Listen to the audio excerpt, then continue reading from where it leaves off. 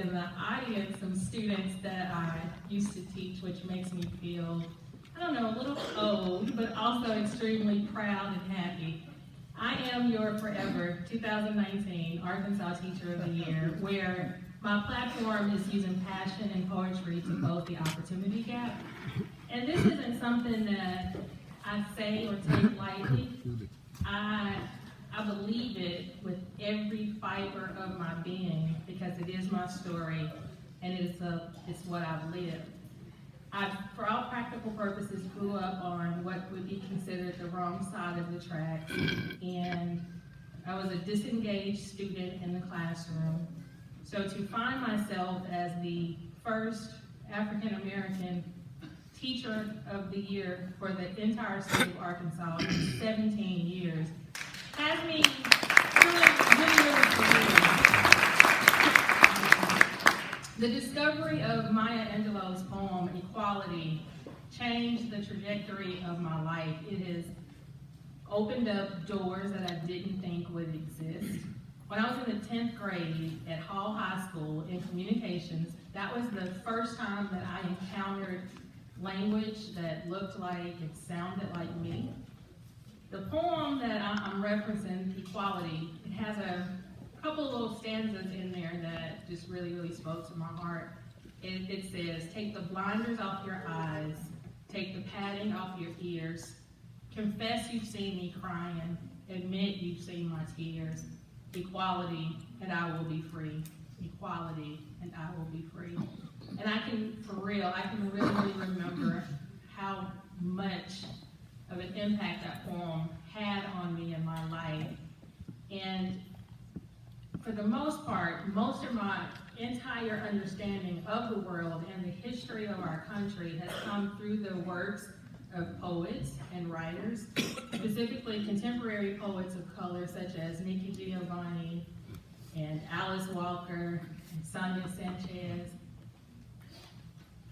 And although I am a graduate of Hall High School, as an educator, I bring to you greetings from one of the most infamous, the historic high schools in America, Little Rock Central High School.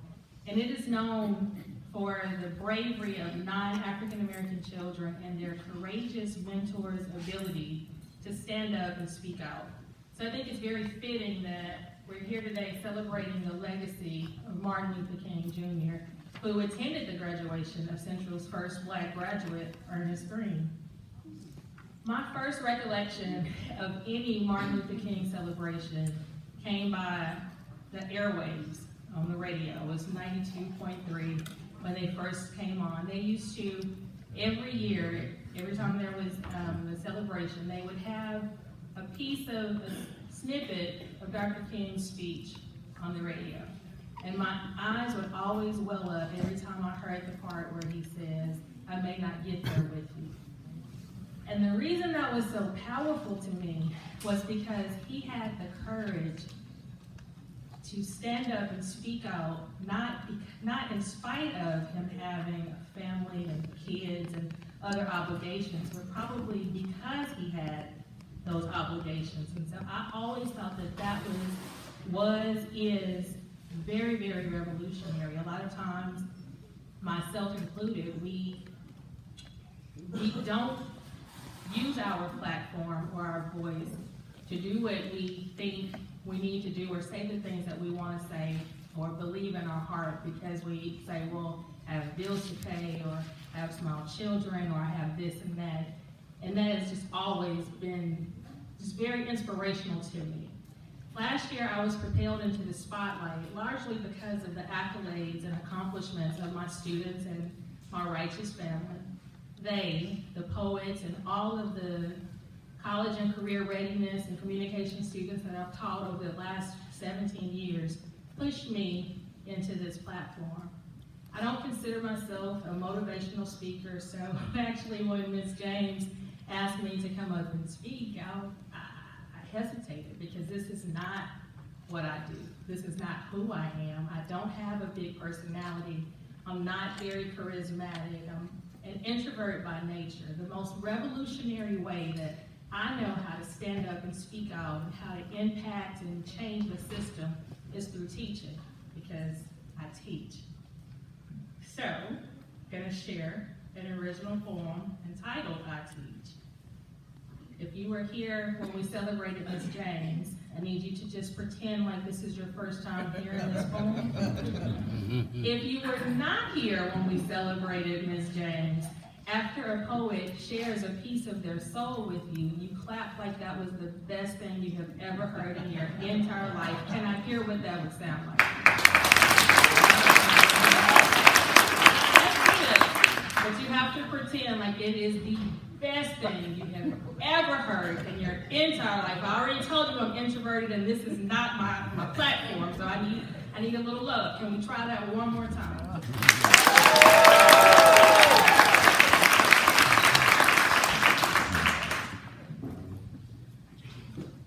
I teach. I give vision beyond sight, introduce open-eyed ambition to contacts, eye-focused pupils. Nothing is out of view of the telescope of a child. You can never tell the scope of a child.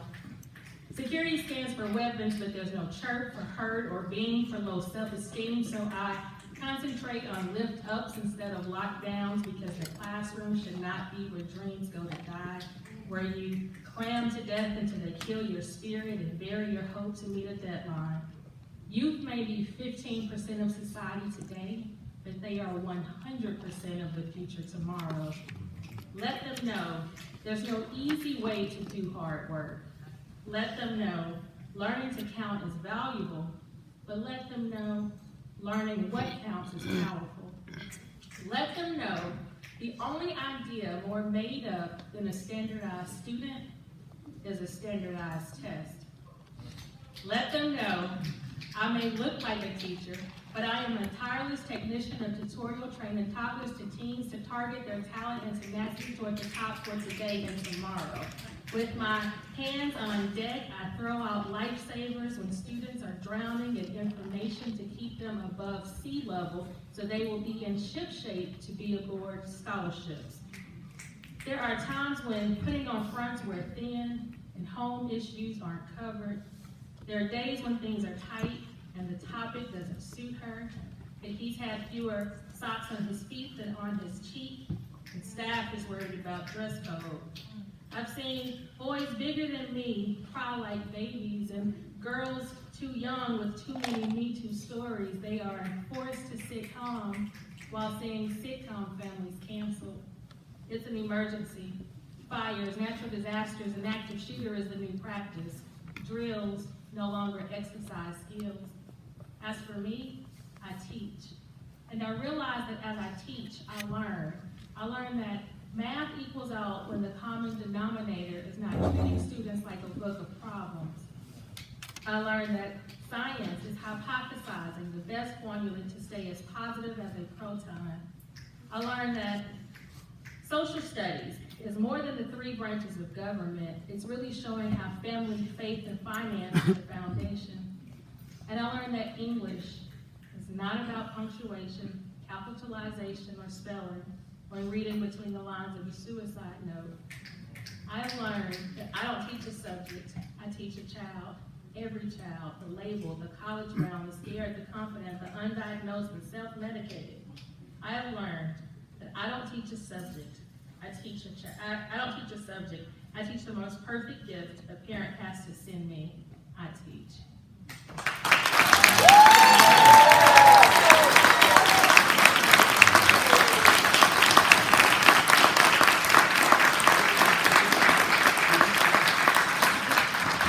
I mentioned that my family, my students, the righteous, the poets, and all of those in my village are the ones who have really propelled me into the spotlight. They are the wind beneath my wings and all of that. So what I would really like to do, is yield the remaining portion of my time to allow my think partner, my teacher, to come up and use the remaining of my time to talk to you all, because I believe that he is the motivational speaker. He is the charismatic one, or however you say it. I'm getting all tongue-tied and everything. So please welcome to the stage Mr. LaRon McAdoo.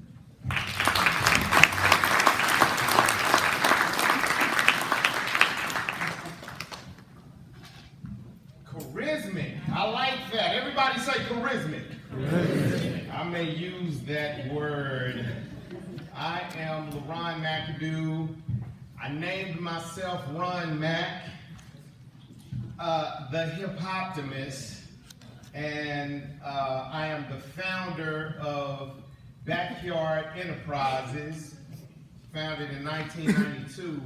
But the title that I love the most, I cherish, is Husband of the Arkansas Teacher of the Year, Stacey McAdoo.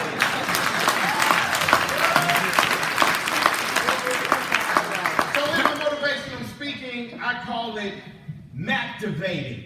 So we're about to get Mactivated in here. Is that all right? Say yeah. Yeah. All right, that sounded like, I don't know, maybe a 5. All right, but we're gonna go higher than a 5. I'm gonna try it again. Are you ready to get Mactivated? Yeah. You know what? That was a good 7.5. Okay, that was a good 7.5.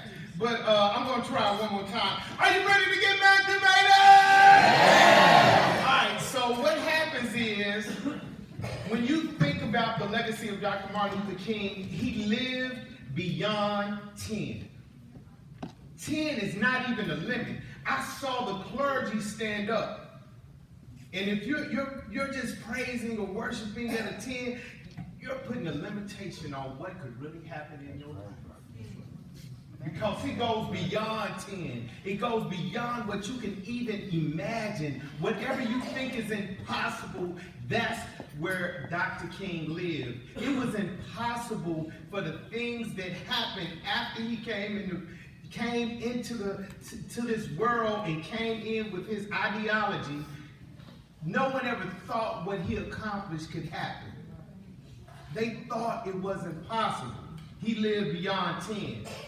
As a classroom teacher for the past 25 years, I've developed a way of grading that has proven to be the best way.